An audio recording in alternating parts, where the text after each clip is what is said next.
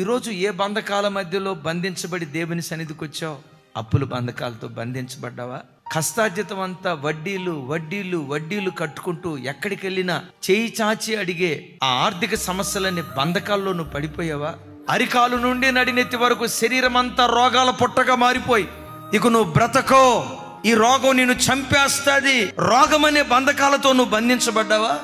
ఏ బంధకాల చేత నువ్వు బంధించబడ్డా, దేవుని మీద నిరీక్షణ కోల్పోకు, దేవుని మీద నిరీక్షణ కోల్పోకు. ఏ నాటికైనా నా కన్నీళ్లను దేవుడు తుడుస్తాడు. ఏ నాటికైనా నేను పడిన నిందకు ప్రతిగా రెండంతల ఘనత దేవుడు నాకు అనుగ్రహిస్తాడు. ఎక్కడ సిగ్గుపడ్డానో, ఎక్కడ అవమానపడ్డానో, ఎక్కడ నిందించబడ్డానో, ఎక్కడ తృణీకరించబడిన చోటే రెండంతల మేలు చేస్తాడు అన్న ఈ ఒక్క నిరీక్షణ నీ గుండెల్లో ఉంటే ఈ నిరీక్షణ నిన్ను సిగ్గుపరచదు.